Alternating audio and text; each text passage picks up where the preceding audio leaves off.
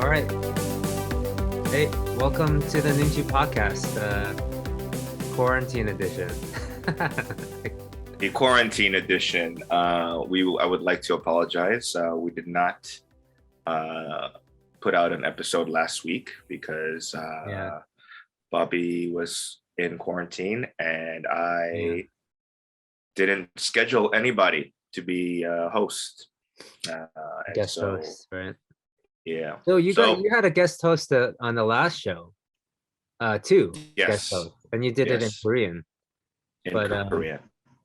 What did you? I don't know. I honestly didn't get to watch it because it was in Korean, and I was just not interested. So, neither was I. I mean, I realized that my ability to speak Korean is fairly limited, and it's more limited than I initially thought, because in terms of running a show, driving the ship, figuring out when to cut shit off, all that stuff is out the window. I don't got it, you know what I mean? And so because of the buffer, right? The buffer going on. Yeah. So a part of me thinks that I need to definitely practice it, in some shape or form, I need to do it. So for me, I did watch a little bit of it, and it wasn't it wasn't osake watching you speak in Korean or anything. I did watch, I watched a little bit of it, none of it, but I really like Dongwon and Zoe. They're my favorite people at collab, so I'm glad they were able to join you and fill in my seat. Although I was a little bit it was the first time, I felt a little bit your ex-girlfriend, your ex-girlfriend has a new boyfriend, and then you didn't, and you see an Instagram photo of an ex-girlfriend's new life and things are going well, that kind of. I get it's more someone sleeping in your bed. Kind of okay. Yeah. I mean, it's not a terrible feeling, but it was just it felt weird seeing the Linus BBQ thing up there, Noonchi Podcast at the bottom, and part of my brain went to that place all right, if this episode does really well, I'm out of a gig. That's what I was thinking. Part of me, I wanted it to do well, obviously, because we've talked about you doing a podcast in Korean. It's just a really good opportunity to test the waters, right? So yeah. But then I was wait a minute, but what if people want more of that? It's just in Noonchi, not in a new show, and I get the boot. Well, it's interesting is because we do have some Korean followers, listeners, right. And some of them will be oh shit, you're doing it in Korean, keep it up, you know. And so it's a matter of, should I just do a brand another show, a branch off, or whatever it is. I think you should. But I don't got the time, my friend.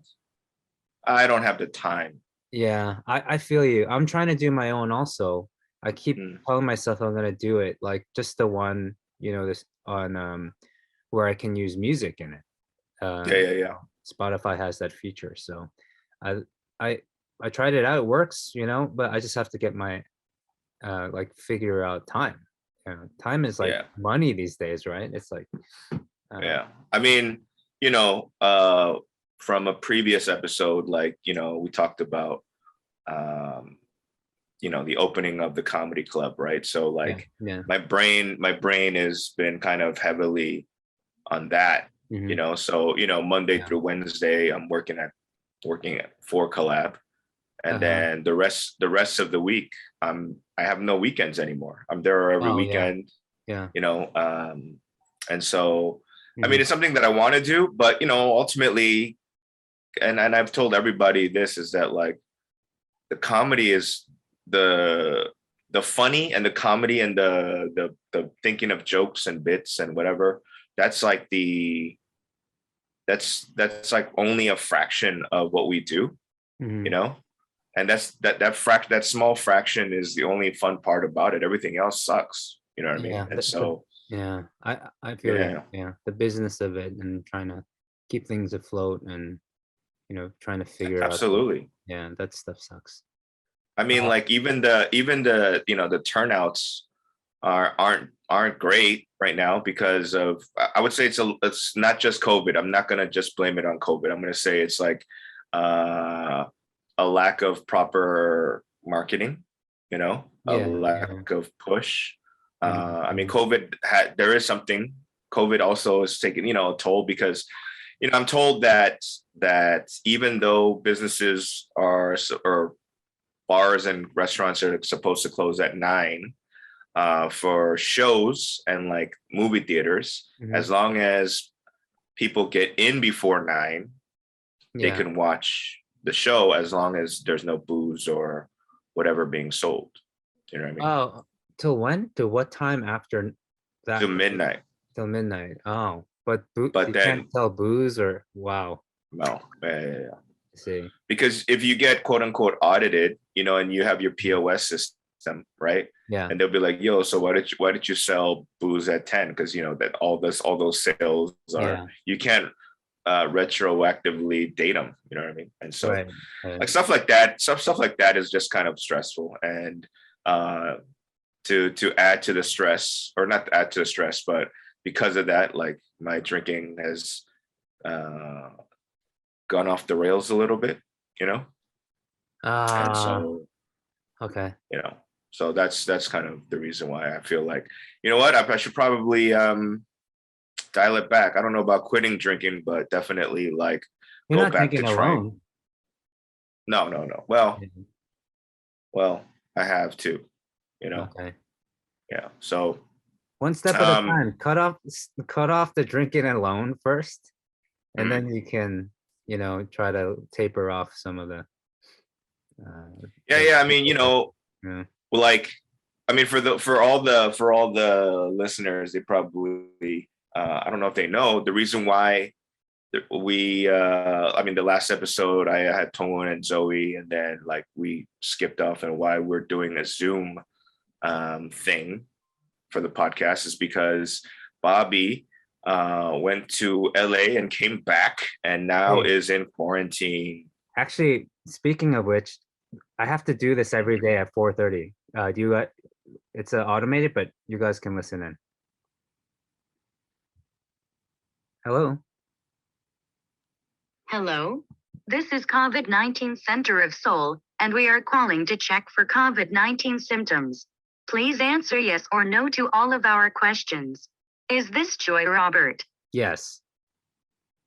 Okay. Have you recently had a fever? Please answer yes or no. No. Okay. The next question, are you coughing now? No. Okay. Then, do you have a sore throat? No. Okay. Please wear a mask at all times in public, and wash your hands frequently.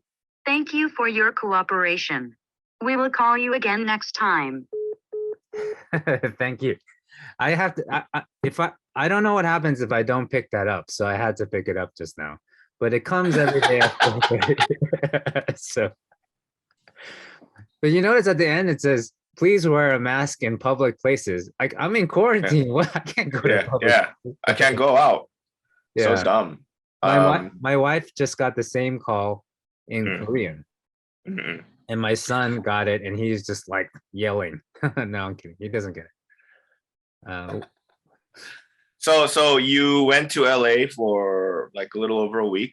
Yeah. And how was my hometown? Is it okay? I mean, I know the COVID situation in LA and New York is kind of fucked up, but like, how was seeing the family? So it was great. We actually didn't. We barely went outside. We stayed in. I didn't even get to K-Town. I never went west of or north of LAX. I went straight to the South Bay to my brother's house, my mother's place in Redondo, and literally we just stayed there every day. The only time we went out was like in the mornings. I would go for a bike ride at the beach with my brother. It was, and then we took Benji to the Hermosa Beach pier one day, and then we took him to the beach a few times. Like Palos Verdes is really close. So besides that, we didn't see any friends. We saw family briefly, like the first day we saw cousins and stuff. But this is where it got really messed up because, one of the cousins that we saw, one of the kids of our cousin, the day after we saw them, they got COVID. Oh, shit. Yeah, because they had just come back from a church retreat, a youth retreat. And then, so they basically, we all got tested. We all stayed away from people. We just stayed home. We all tested negative. Everyone else tested negative, basically.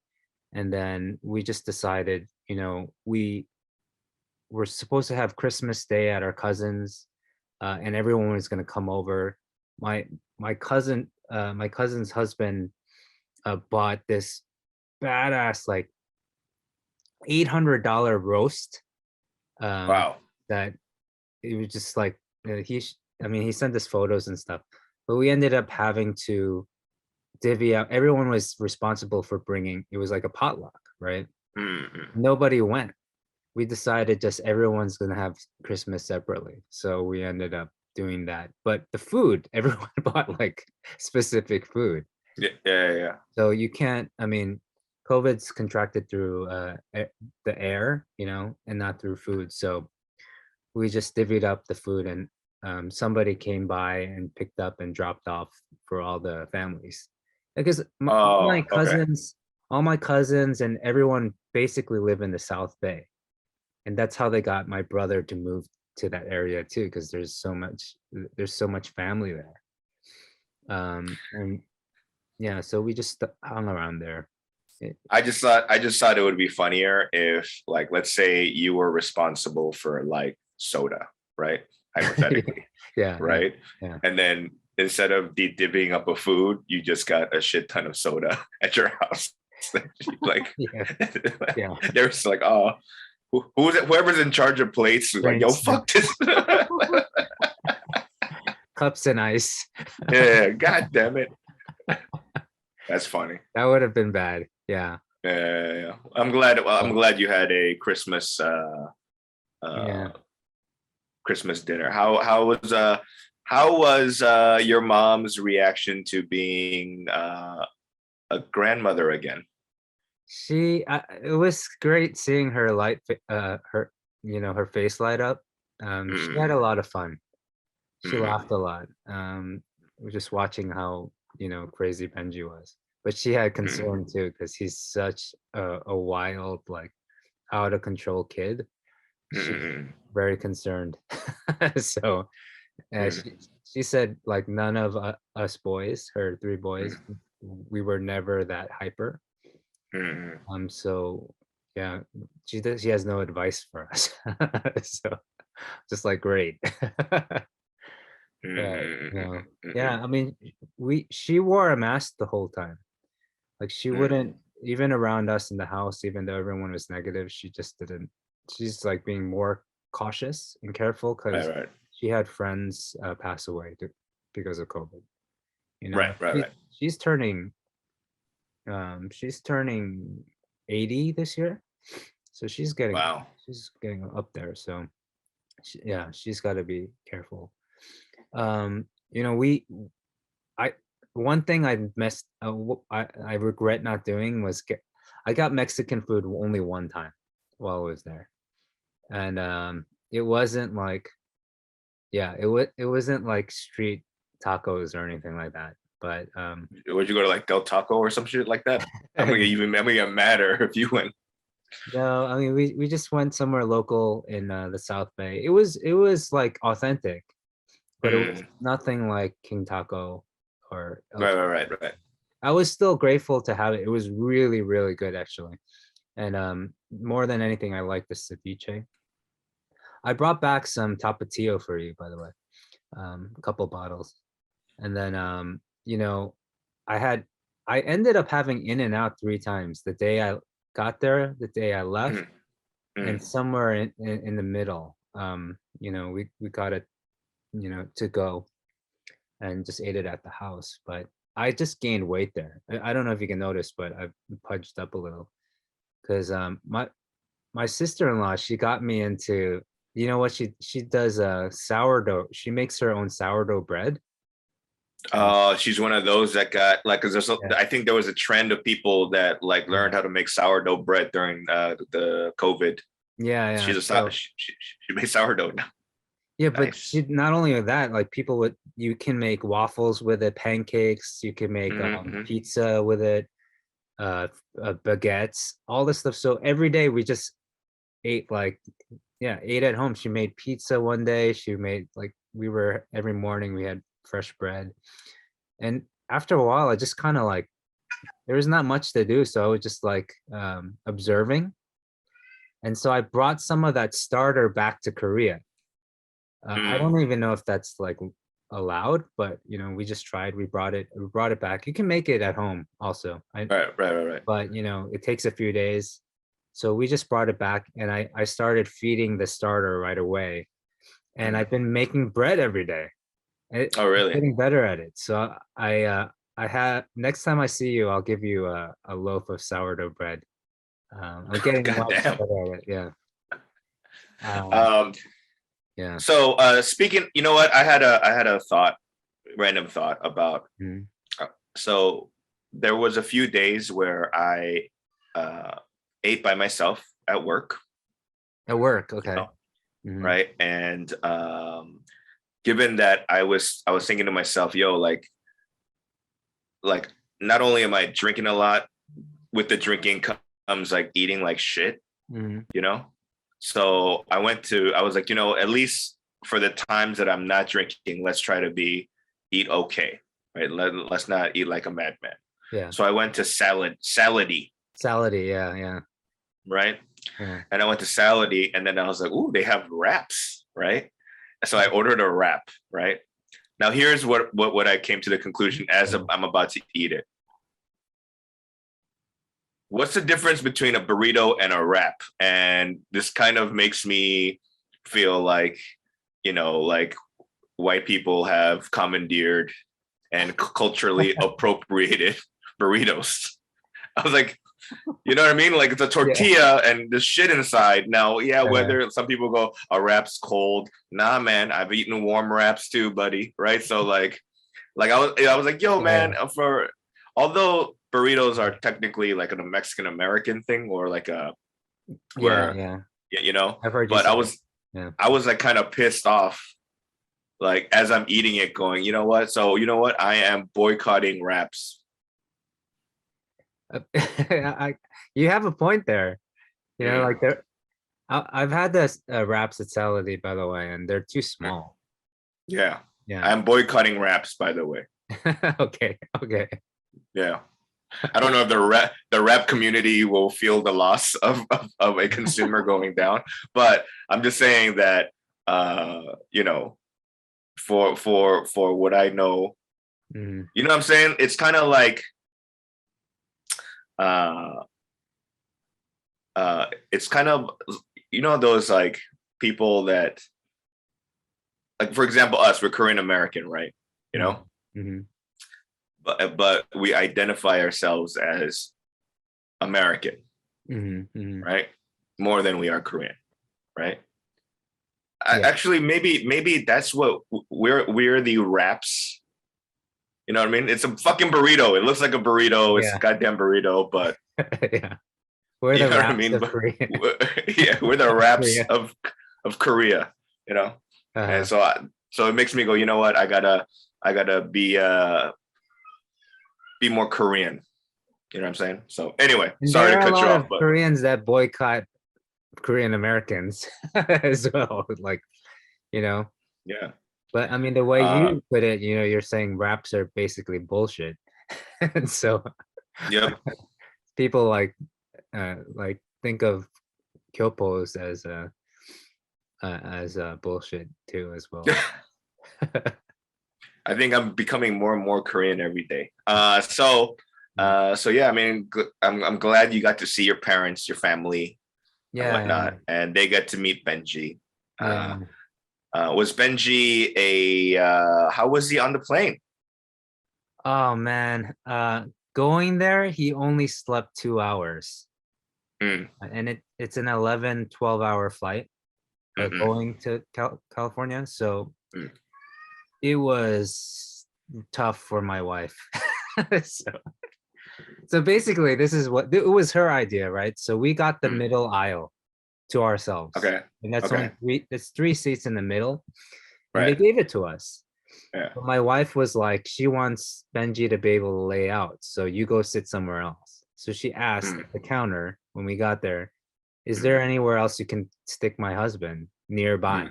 And they're like, no, it's actually, there's only one in the far back. And I was like, I'll take it. I'll sit in the far back. It's like, but that kind of, backfired because he never went to bed. So I just watched movies. I slept, and every time I heard screaming, I knew it was him, so I'd have to like get up and go see if everything was okay.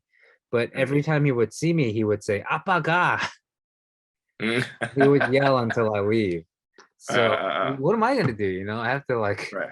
So it was a great trip for me, but my wife didn't get any sleep.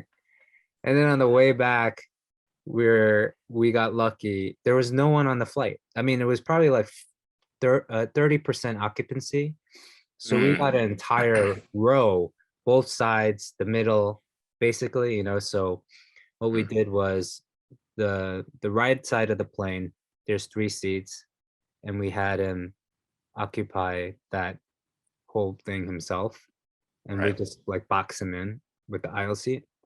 And my wife and I, we would take turns going to the middle island, which was ours as well. That was really good. That was really good for us. But he did sleep 8 hours on the way back.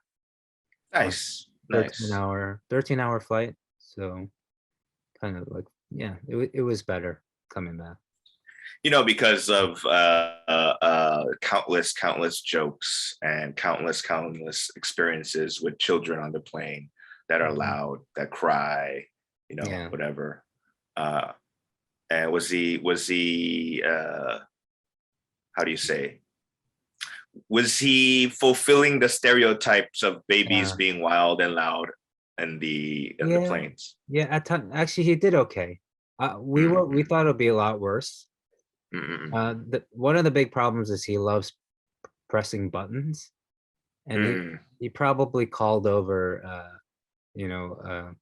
a flight attendant maybe like 37 times or something.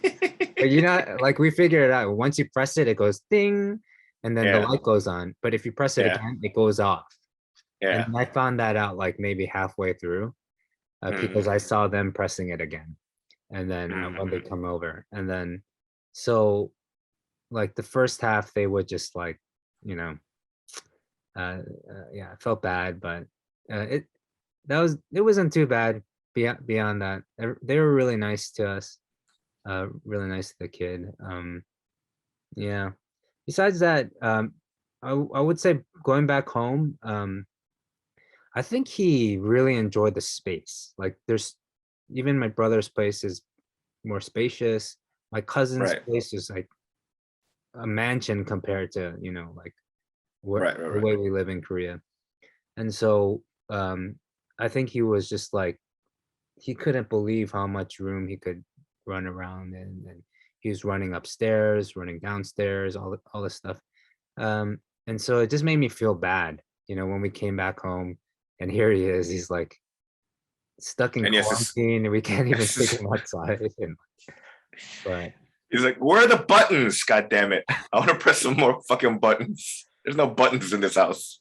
and you know what? We went to the mall. We took him to the mall twice. Because we wanted to buy some gifts and stuff for family. But we just like one time we went in and just had to come out because we were gonna lose him. He kept jumping out of the stroller. He figured out how to like unlock it. I don't know. This kid got really smart in America, and we felt unsafe because half the people aren't wearing masks there. Right. It's just like, it's really weird. It was really, really weird. So we didn't really feel that comfortable there because was the Omicron was like all the news there, and it was spreading like wildfire. And they were saying it's 10 times more contractable than the Delta variant or so everyone was getting, so we were like, we don't want to risk not being able to come back on time to Korea. So everyone were just like, yeah, let's just stay at home. We had fun at home anyway.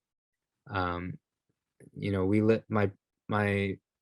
family lives just a few blocks from the ocean. So that was really nice for us, for him to see the ocean and run on the beach.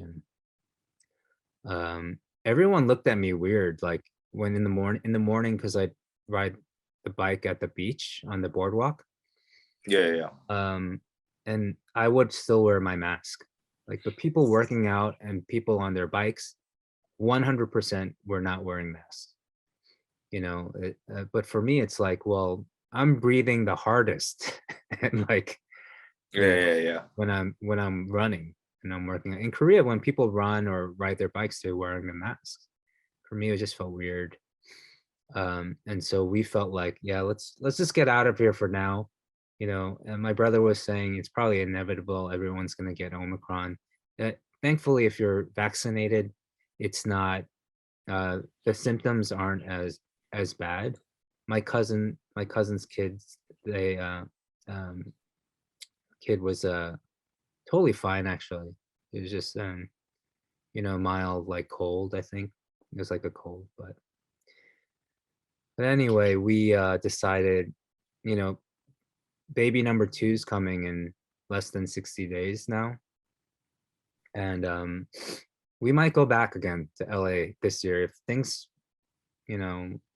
aren't too bad. We want to take the newborn because it's easier to fly with newborns than it is with toddlers. So when they're both, when she's a toddler, I think we're not going to travel. So we're trying to get it in now.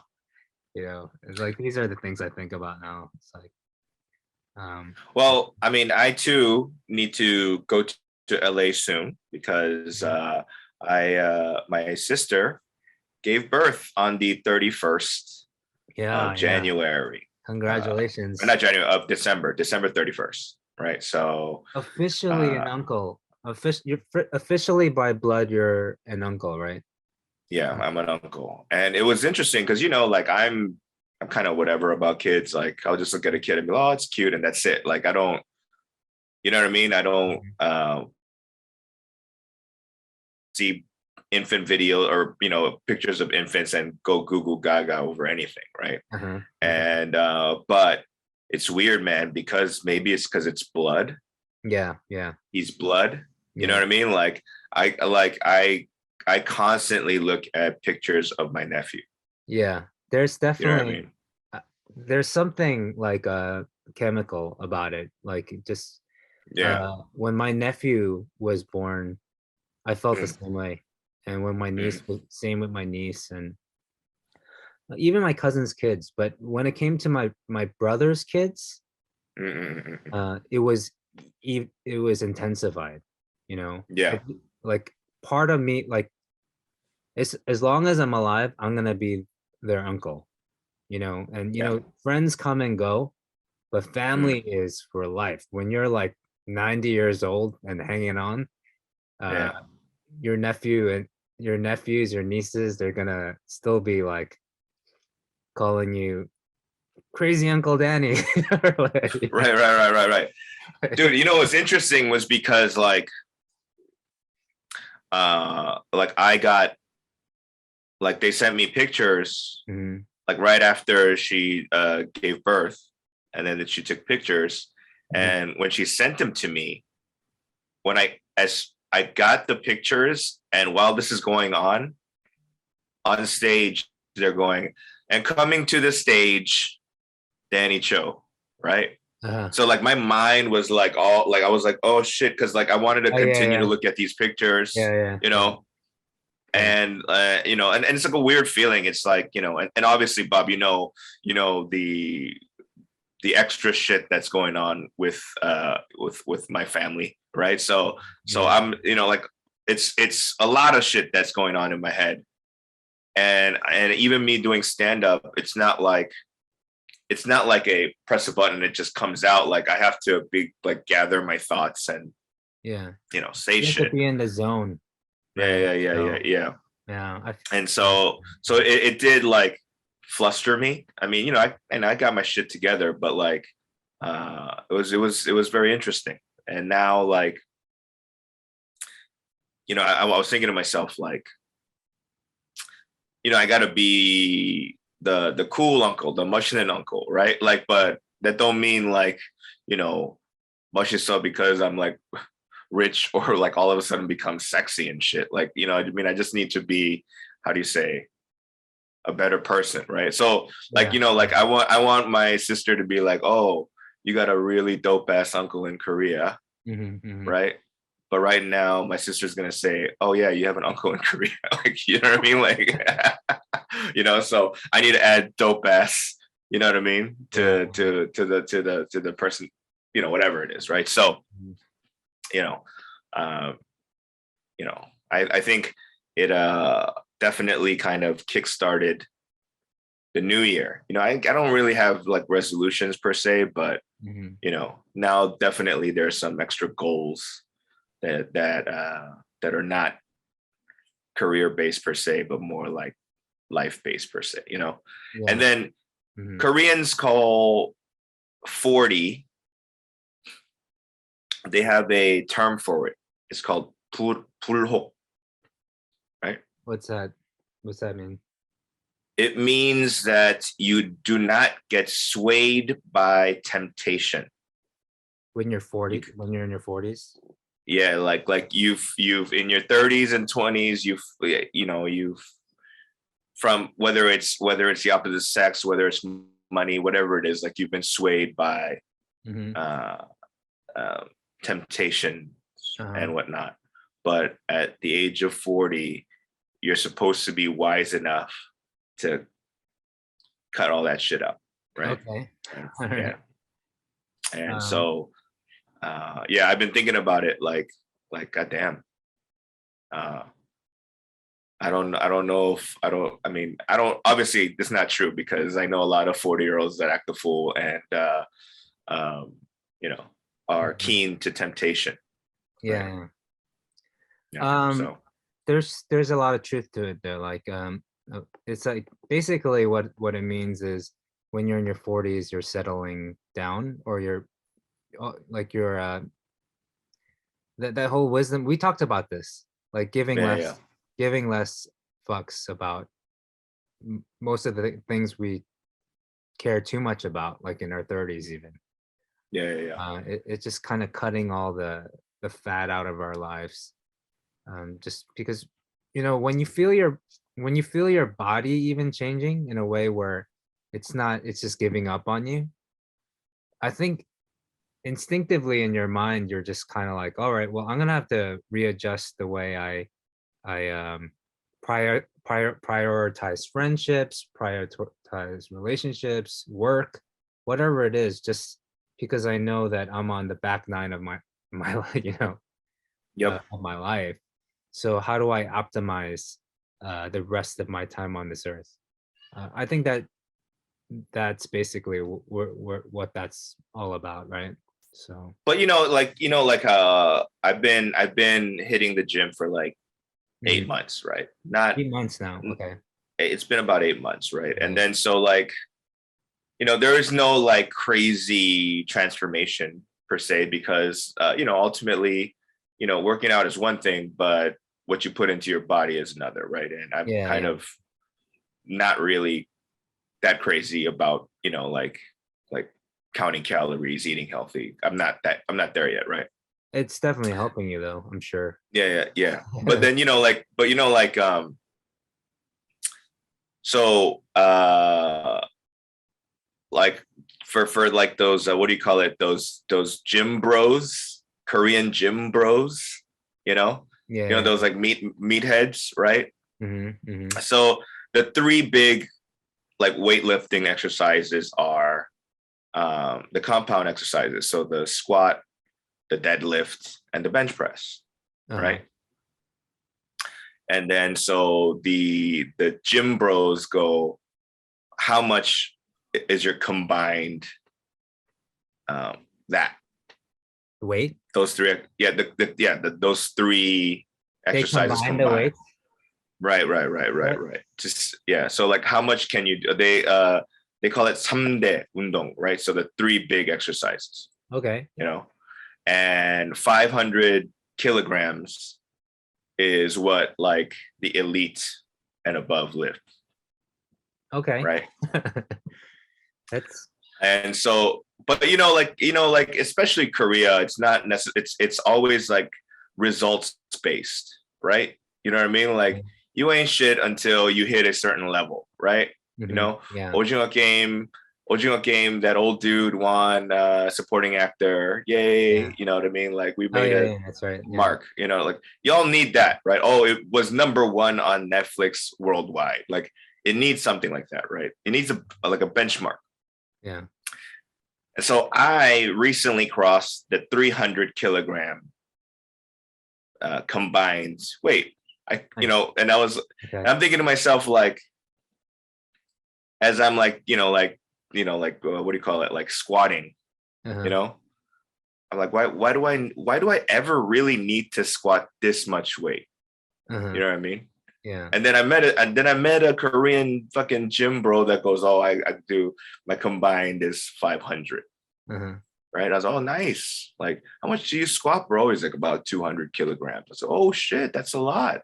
Yeah. Then I went, what do you do for work? And he's like, oh, I work at the bank. I was like, what are you fucking moving vaults? Like why do you need to fucking squat 200 kilograms, which is about 440 pounds, right? Yeah, what's the practicality? Are you overdoing it based on your needs of having to be strong? Right? It's one thing being healthy. You could do half the work. That guy could probably do half the work and be healthy and live a good, comfortable life. Right. But maybe people want to bulk up and look big, I guess.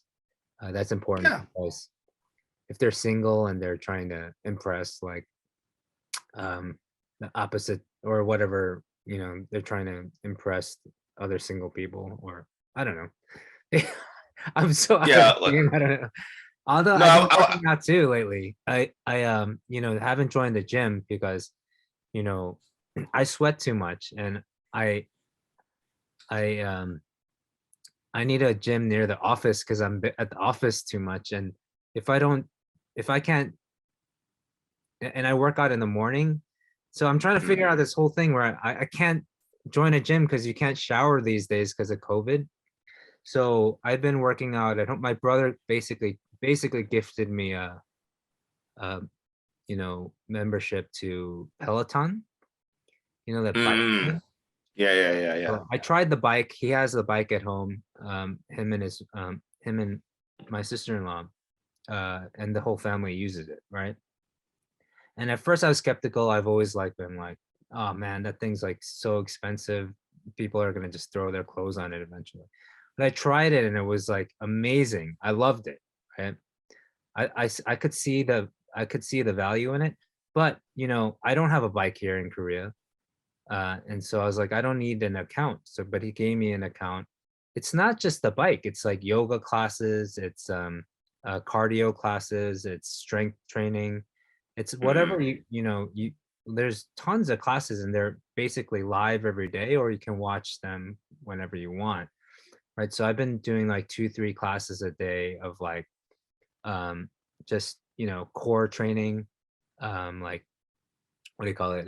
Just cardio. So I'm Like just not dancing, but doing a lot of like, cardio Zumba. in place and stuff.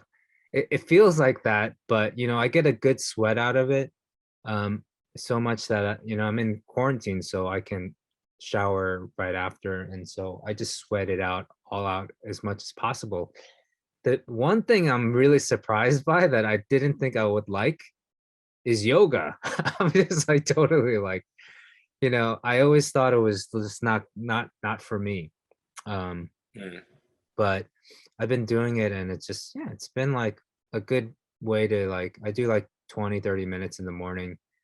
And it's been beneficial, I guess. I get a sweat out of that too, so I feel like at least I'm burning some calories while I'm in quarantine. Maybe I'm burning some calories. The reason why I gained so much weight in the States is the portions. They're just out of control. We were ordering food to the house and literally we were all getting something for ourselves. Like, hey, Bobby, what do you want on the menu kind of thing, right? We got Peruvian one day and I was like, I just want a lomo saltado, right? But that thing, like one order can feed like like 3 people. What, like America, the portions are just out of control. My wife and I went to Chipotle on our last day before flying. We borrowed the car and we were like, we really want Chipotle. So we went and we both got our own burrito bowls. And we didn't want to, like, we ended up having to pack up half of it. Just so much food, and you wonder why everywhere, like there's a lot of overweight. You see a lot of overweight people back home. It's a big problem, I think. I just like, personally, in my opinion, is like it's after being in Korea so long. I mean, there's overweight people in Korea too. It's starting to be, you're starting to see it more. But when you go back home, man, I was, it's just like in your face, and that's what you notice. Like that's what I noticed. Like, so I don't know. I think there's something wrong. There's something wrong. People are like, my brother was telling me, he's a doctor, right? He's a general surgeon, but like most of the patients he sees and the problems really that people are having are because they're overweight. Like most of it's due to being overweight. So I think I really love the portions in Korea when I think about it. Sometimes it's too small. Yeah, but it's I don't like Korean portions, but I just deal with it. I think I'm appreciating it more and more.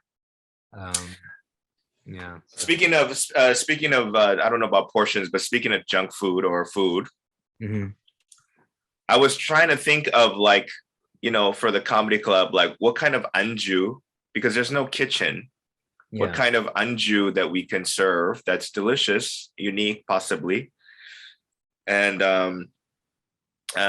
it's good enough that will make people want to drink more. So it just be a little bit on the saltier side, right? Yeah. And so what I don't want to say I invented it, but I made at home, and I was like, this is amazing.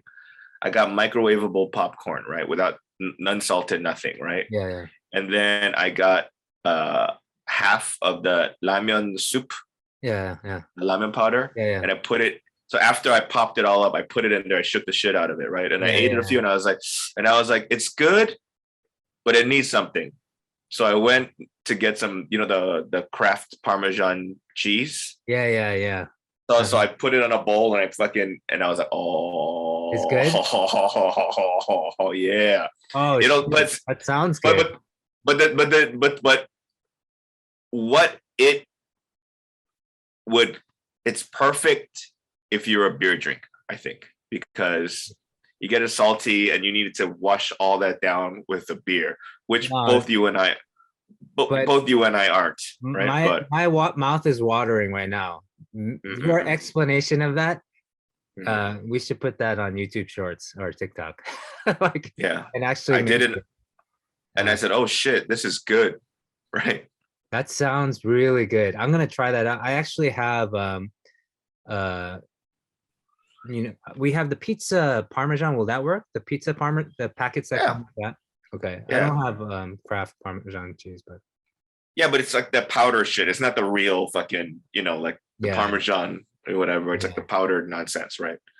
And we have that in Hawaii they have that hurricane popcorn where it's basically like Japanese seasoning or like nori and like all this but it's basically the idea that it's like the ramen soup packet. The reason why I thought about this is because I went to like a fucking whiskey bar in Seongsu-dong. And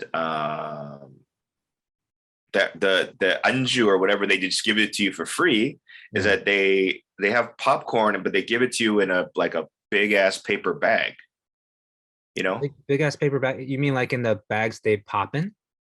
No, like a lunch bag. You remember the old brown paper bags? They fill popcorn in there. Yeah. Right. And then they throw some sort of powder, which is like, it tastes like, like the powdered cheese, like the sweet and kind of salty powdered cheese that they put on like chicken, like prinkle chicken or whatever. Like, it's sweet, but it's also a little salty. And they put that powder in there, and the guy, as he's bringing it to you, he's fucking shaking the shit out of it. It's like the Loteria powder cheese. Yeah. So that's what they do, and then they give it to you, and they give it to you for free. And I was like eating one, and I went, oh, and I kept on eating it, and I went, oh, these motherfuckers are smart because like you're gonna have to drink more. Yeah, that's genius. Yeah. That's why I called the fucking people at the club, and I was like, look, we can sell this shit for like $3. It doesn't matter, right? Like this, we're not making money off of this, right? But if we do this, motherfuckers are gonna buy beer for sure. They can't. It's too savory. Huh? You guys started doing it? Not yet. You should do it right away. Make it free, man, for sure. Like you remember that Boss Burger place? Yeah. You know how they have when they give it chips? They like get it yourself. Like you can get your own chips and then salsa. Yeah. That alone makes me want to go back there. Like I like the idea of us waiting and having chips and like the fact that it's free and you can go back and get more. No, because they sell just ramen powder just by itself. Not you don't have to buy a shit ton of ramen packs and open up and whatever. They actually just sell like commercial size, right? Oh, really? So so you get like a big ass salt shaker. Like when you go to McDonald's and then you see them the way they fucking salt the fries. Get a popcorn machine and do the same shit. I have a bunch of like lime packets, of a crystallized lime.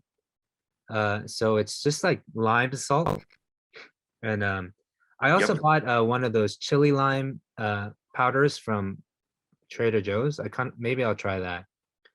You should. You should just get microwavable popcorn. I don't know, or you can make popcorn yourself, like on a pan with a lid, right? But like. Instead of just using, what do you call it? Like oil, butter, and salt, just throw other shit on there. See what happens. Yeah, that's a good idea. I brought home a bunch of, I realized, I thought I didn't have any more, but that Trader Joe's, the everything bagel seasoning. I bought like a few more of those, and then I went to go stock it in my cabinet, and I realized I already had like 3. I have like 6 of them. So maybe I could use it. I've been throwing it on the. I'm gonna make bagels now with the sourdough starter, so maybe I can put it on there. Wait, why did you become a fucking bang chip all of a sudden? Like you, so that's the one thing I have to go out like weekly, or my father-in-law goes out. We bring in we have bang most mornings for breakfast, and then sometimes I make sandwiches and stuff. But we're all set for bread. I already been through 5 or 6 loaves that I made, and 3 of them are in the freezer. So we're all set for bread, I think, for the as long as I keep it up, is it become really easy for me to do. It has the family, the Korean palate, the Korean folks are like, oh, this is pretty good bread, or they like it. They actually, I mean, unless they're lying to me, but I think they like it. It's interesting because like I've been dealing with a lot more older people at this new comedy club, because like the building owners like friends or network comes, right? It's just older fools, right?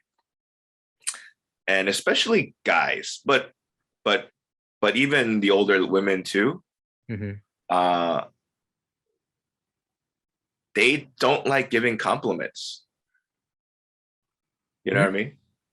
It's hard. Like older people, especially, I feel like older Korean people, especially people that have experienced possible war babies, basically, they don't give compliments easily. They're just like, 괜찮았어, right?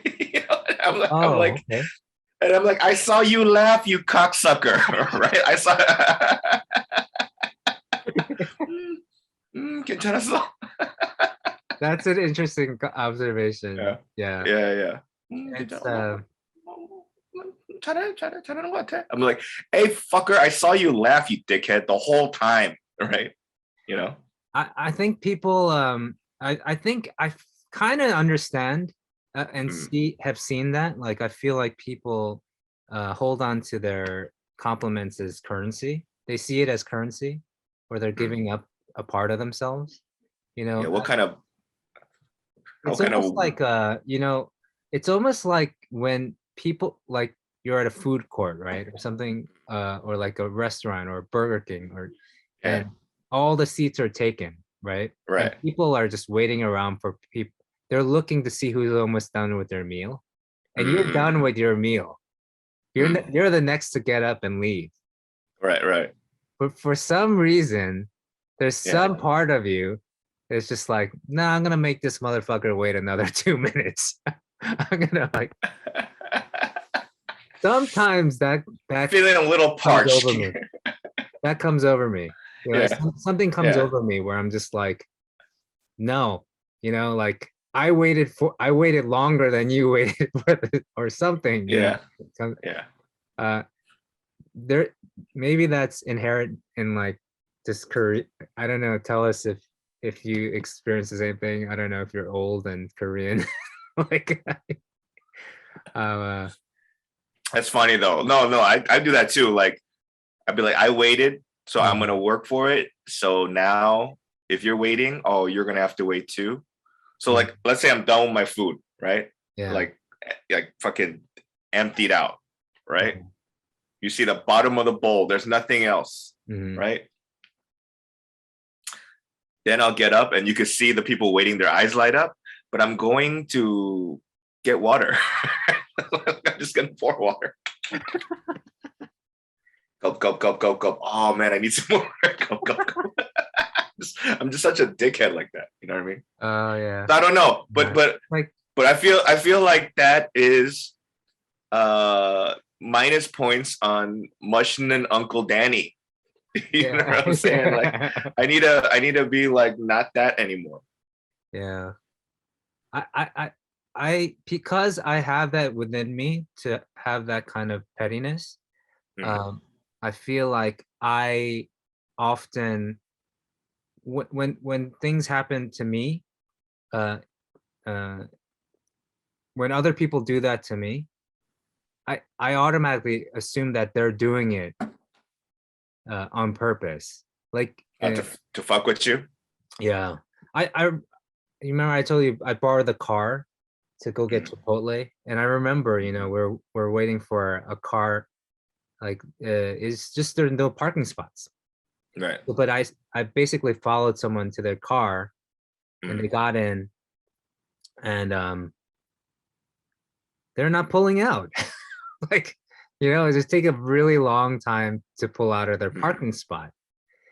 And automatically my thing is like, they're just taking their sweet old time because, they don't want to give up this parking spot that easily.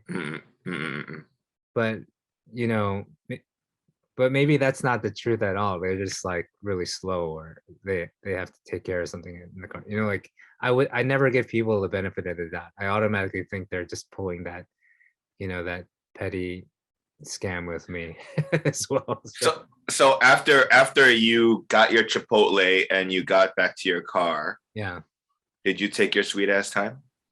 I did. No, when I remember having a car. Yeah. I took as much time as I needed, but I'm more the opposite. I feel like if people are waiting, I don't want them to be mad at me. So I try to get out of there sooner than later. You adjust your mirror a few more times. You're like no, I try to get out there so they can get back in there. If there's two cars and I know which one got there first, I'll even leave the way that it will make it easier for the person that came first to get in there. Even though that it might be the other way and it might be more work for you to get out. Yeah. Wow. Because of, for justice sake, like I don't like for justice sake. we gotta because like that second person, I'm just like, why are you even there? Like, because that had that pulled on me too before, where people like clearly are waiting for a spot. I get that anxiety when I see another car coming, and that they would have the audacity or the gall to actually try to take that spot when I'm already waiting. Like, right. I've seen that happen, so and I hate that. I mean, we've seen those things go viral too. Remember, like, people, like, the passenger will run out and wait at this and like claim the spot. Like, who's wrong? Or like someone claimed the spot. Yeah. Do you know what I mean? Someone claimed the spot while people are trying to like let's say like you're waiting for your friend and it's like, oh, I'm running like 5 minutes late and it's a packed ass parking lot. Yeah. Right. And then you have that video where that girl is like standing in front of a spot while people are trying to park and they're like, no. And it becomes like a big ass. Yeah. That's like, I hate those situations. Even just talking about it gives me anxiety. Even, like, there's a lot of restaurants, even in Korea, they won't seat you until your whole party is there. Yeah. And, like, that stuff gives me anxiety too. But like, I'm always like, if there's one person that's late, I always end up saying, oh, they were just behind me. I don't know what, maybe they ran to the bathroom. Like, I'll do that. I'll lie just to make it like less of a whole, like, oh, your whole party's not here. Like, I don't like that feeling of just like, that's why, I don't know. I try to be on time all the time. Yeah, me too. But I feel like not just Korea, but particularly in Korea, people are always running like 5 to 10 minutes late. You know what I mean? I rarely see people like be like, hey, let's have dinner at 7. Yeah. Nobody gets there. Well, rarely the whole party never gets there at 7. You need new friends, man. They're the same motherfuckers, man. We're in a cacao fucking room together. When this, those motherfuckers too. All right, so I have some like levels of when it's okay to be late. If it's just a hangout and there's no like set time, it's fine to be late. But if it is a restaurant, and it's a business, and you have reservations, I know that in the F&B business, timing is everything. And you can lose money. A business can lose money based on how late you come or how late you stay, even. Right. And so that I'm a little bit finicky. I'm really like kind of anal about that. And also, oh my gosh, you hear him screaming. And then what was the other thing? Geez, lost my train of thought. Of being late. I try my best to always like leave earlier, like leave the house earlier. So like, let's say it takes fucking 30 minutes to get there. I'll always leave 45 minutes early. Oh, okay. Yeah. You know what I mean? Yeah. I'd much rather be the early one and then just go to a cafe or fucking chill outside, smoke a cigarette, and then wait for people than to be the late one. You know what I mean? I think I really appreciate that. I think I'm the same. The other time, I remember what I was thinking before, like if you're going to someone's house and they're preparing a meal for you, it's unacceptable to be late, I think. When people, they are definitely timing everything to when their guests arrive. Right. I think it's rude to, let's say if someone's making you like a chicken parm dinner, right? And it's a home cooked meal, right? It's not a restaurant where everything's like to order, right? They're gonna want you to taste their home cooked meal at the optimal time, right? Like when it's out and it's hot and it's tastes the best when it's at that time. And if you come late and you mess with that, I think that's rude. I don't know why that's so specific. I know. Even chicken parm, I was like, God damn, you have friends who make chicken parm for you? God, I was like, this tastes like buca de beppo.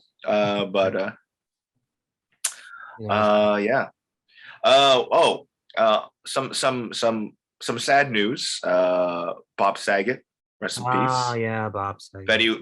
Betty White, rest in peace. Sidney Poitier, rest in peace. That's right. That's right. Yeah. Man, Bob Saget. I have a Bob Saget story. Where like I didn't know he did stand up. Like when I was in like college. Okay. Yeah. Yeah. No one did when he was on Full House. He was doing stand up. Yeah, but nobody knew I didn't know, right? And so like I was in college, like my freshman or sophomore year, right? I go to the Laugh Factory, and they're like, "Oh shit, it's fucking Danny Tanner," right? Yeah. And so I'm like, oh, this is cool. Like this dude's a celebrity to me. You know what I mean? He's Full House. He's America's Funniest Home Videos. Like he's that to me, right? Yeah. And he proceeds to tell the fucking just dirtiest shit on stage. And I was like, yo, Danny Tanner, what the fuck? Right? It completely blew my mind, Yeah. And then, but then afterwards I was like, oh my God, I even talked to the dude and I was like, oh my God, really? I didn't know, you're Wake Up San Francisco, you're fucking Danny Tanner, bro, right? And he's like, I know, man, I know, right? But then he was such a cool guy and everything. And so like, I don't have like what do you call it? Like a friendship. I didn't have a friendship with the dude, right? But I've seen him a handful of times and I was like, he was always just like, he was wild on stage, but he wasn't like a dickhead in person in the back. You know what I mean? Oh, that's good to hear. And so that's why I was like, oh, that's rough. You know what I mean? When someone you I genuinely liked him. It was always a really, really nice, cool dude, you know? That's good to hear, because his stuff is so vile and raunchy, his material, that you would think maybe like he might be like a dick in person. But no, you hear a lot of good things about the guy. I mean, he has his own podcast too, where he had and I didn't know about it until Norm Macdonald passed, and he did an episode where he basically opened up about it and was really like emotional about Norm passing. And I remember him giving like the most needed tribute that I needed to hear from someone that was close to Norm. And like I rarely comment on people's like podcasts and stuff on YouTube, but I actually commented to say thank you for that tribute. And so he for me is like, I didn't know he was a comic either, like all that time, you know. He was Danny Tanner to me also. For our generation, he was just like and then once you start to find out his background, you know, and in stand-up, and like just how respected he is in the stand-up world as well, then you have a different respect for the guy, you know.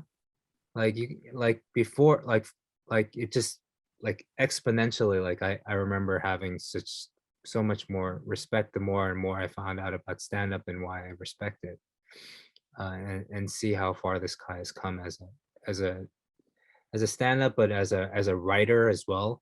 You know, he wrote a lot of films. I worked on a lot of stuff, right? So yeah, it's sad to see him go. You know, Betty White and Sidney Poitier, that, you know, it was, I mean, Betty White was gonna turn 100, right? So like this month, I don't want to say it's funny, but like her I forget what big magazine was gonna dedicate the whole issue to her 100th birthday, right? So I'm sure they did all the spreads or whatever, and then she passed away before that. You know what I mean? Onto some comedy news. I actually, I don't know if you know Bobby, but Louis C.K. has a special that he's selling on his website. Oh, really? Did you see it or watch it? I saw it. It's good. It was real good. I was like, Louis, I'm like this. He's consistently he makes me laugh, man. It's a good special, dude. Does he address all the issues of his, you know, allegations and all that stuff? I mean, he did that in a previous special. Yeah. That he put out. Yeah. It's kind of interesting is that, like, obviously, like, he was the one that would sell his special on his site, and it's not the first time. He's probably done it a handful of times. I remember that. You know, it's a bold ass move. You know, I mean, obviously, like, I can fucking, let's say, put together a comedy special, film it, and sell it on a site, right? But it's not gonna make the news. They're gonna be like, yeah, so, right? Who cares, right? But then, like, when he does it, it's like, I don't know about these last two specials, but I remember the first time he did it, like, he made like $2 million and like real quick, you know what I mean? So it's a cool fuck you distribution system, you know? I mean, yeah, it's like Dave Chappelle doing that. Like, he was like, he was still doing that when he was at all that success.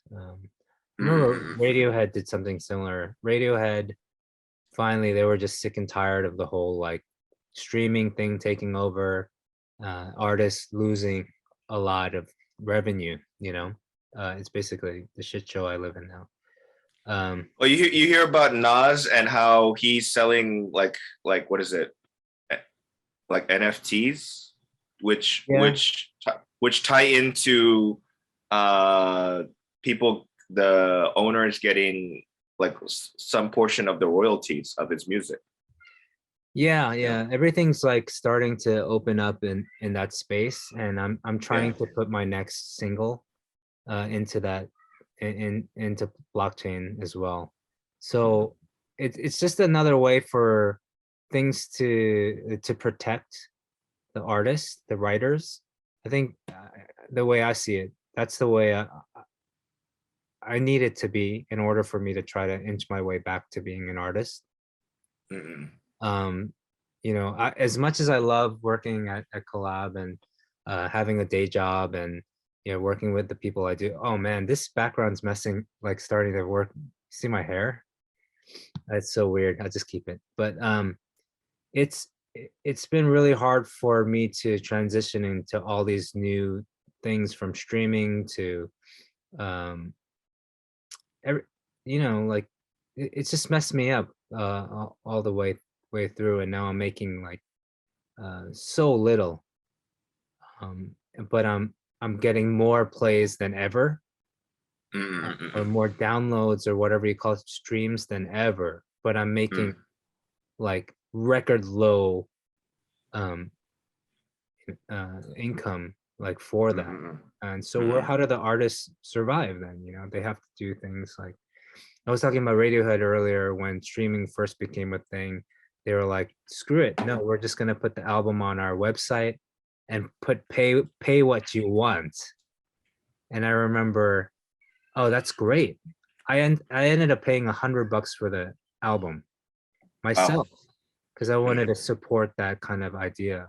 But then in the end, I think it was something, even the fans let them down, and ultimately people paid some ridiculous, like $1 for that, like altogether. Like, so it's really the consumers taking for granted, like so much that they have access to now. It's like they have too much access, where they haven't figured out how to protect the creators. And then more people are falling off and now not knowing how to survive. And you have people like geniuses like me that won't be like, I can't figure it out, you know? Or like idiots like myself that I was like, yo, something's wrong with the audio. Bullshit's coming out on your side. You know, like, no, I mean, like, ironic, just speaking ironically, like I can't figure it out. You know, I can't keep up with even the YouTube age. You know, like I want to just write and be able to have, you know, the ability to continue to write, but everything's subjective. And from where I stand, my art has always been like not popular to the masses, but like it still had its legs to where I could pay my rent and live, you know, for some time. Right. And it was reasonable, you know, like the way it was like for $10 a CD, let's say, right? Yeah. And people were willing to pay that, but now they're like unwilling to pay you fractions of a penny for your albums. Like, how does that make sense, and how does that make it possible for someone like me or like you or like any other artist to really survive unless they're really savvy with technology and what's coming out? So we're losing a lot of artists. There's probably a lot more out there, but they have to survive, and so they're out there, you know, not working on their craft, but they're working on trying to survive and put food in their bellies and their kids' bellies, and you know, so it's a sad time, I think. But maybe NFTs is a good answer to bring, you know, some you know, protection to artists again. We'll see. Yeah, I mean, you know, like I feel like I agree, but also it's, you know, as time changes, or as time goes on, you know, if we don't keep up with like whatever the trends are, and I don't mean musically, I mean like ways to market and ways to like get out there, then, you know, you're gonna die unless you become like legend status. You know what I mean? Like a S class like celebrities really don't need social media, right? Like to promote anything really, you know. But like people that are all below that need to keep up with the Joneses, and I don't mean like not keep up with the Joneses, keep up with the times, because like, and I don't mean all of a sudden we're all gonna fucking start doing TikTok fucking dance videos and stuff like that, because I probably physically hurt you if you all try to continue to do like TikTok dance challenges or whatever. Yeah. Unless you're doing it as a joke, you know. Yeah. But like, you know, and I said that earlier. I said this when we first started this episode, was that like, you know, the funny and the writing the comedy is only a mere fraction of my job. You know what I mean? And so, like I mean, that's the part I like. You know, I'm sure you like writing music, you like playing it, you like performing it, right? Yeah. But you know that's also just a fraction of. Yeah. So we're essentially fighting for that. The fight becomes much harder to keep that afloat, right? Because of all these factors that I don't, not to say it wasn't difficult before. They just make it harder and harder every year. For us, you know. But then I do see like especially in Korea, like stans, right? Yeah. You know, now some of them go over the top, and I think we in a previous episode we talked about like certain fans like crossing the line and just, you know, just kind of overstepping their boundaries, you know. I mean, you know, there's stories of like, you know, those like women, like female Africa TV BJs, the broadcast jockeys. Yeah. They got stalkers, you know, like it's up to that type of weirdos, right? Yeah. But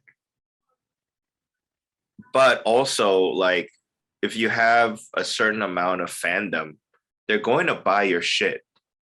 You know what I mean? Yeah. I mean, it's inevitable. Like that kid, Komiko, that dude, he published a book, right? And his fans are buying the shit out of it. I mean, it's not obviously like a bestseller by any means, but it's putting money in his pocket, you know? Yeah. And like if he does a live show, that shit sells out, you know? So there's a part of it that goes, it's not just because they're fans of his comedy per se. They're just like he's a celebrity to these people, right? So Bobby, you need to be a celebrity. Unfortunately, so do I. You know. Yeah, I guess. Yeah, you're right. I mean, I don't. It's never been like a part of the agenda for me to try to, you know. It's just like, I don't know. Now we're talking about. We could talk a lot more about this, but wrap up. We've been doing. We're pushing on almost 2 hours now. Not exactly, but hour and a half maybe. Yeah, man. I mean, like, I know it's a long conversation. I know it's a struggle, and it's a conversation that we've been having with each other for fucking 15 years plus. Yeah, right. It just gets harder and harder. That's the thing, right? Yeah. But it would probably be different if we had some sort of a success that. But I don't know. I don't want to say it's society's fault or the way things are turning out. A lot is on us too, of course, you know, like a lot. I still need to make better music and better be a better writer and all that. So it goes both ways to a certain extent. So I say that about my, you know, like I was very negative and angry about why am I not getting this and that, you know, in LA, you know, for many years. And then, you know, I just came to the self-realization that I ain't that good. And it's not, and again, let's say that my comedy is good, right? Let's just say it is. But the rest of what I need to do, I'm terrible at it. You know what I mean? Mhm. I ain't networking. I ain't kissing ass. I ain't doing none of that. I ain't jumping on other people's podcasts. I ain't doing shit, you know, to get famous or get my name out there, you know? So ultimately, like, it's on me. That's why I don't really, I'm over like being, how do you say it? Feeling defeated by it. I'm just like, all right, well, how do I box out my territory and be happy there, you know, and try to get better. That's all I can do. Well, anyone listening out there, if you have any good ideas for us to turn the tide, so to speak, on our careers, and also for Noonchi Podcast, you know, we're open. We have open ears, open hearts. We're ready to play ball. So thanks for tuning in this week. I wonder if this works out. I hope it works out. And you know, next week hopefully we'll be back in the studio and back with some interesting stories and whatnot. Okay. All right. Thanks guys. Thanks Danny for your time. Later. Bye guys.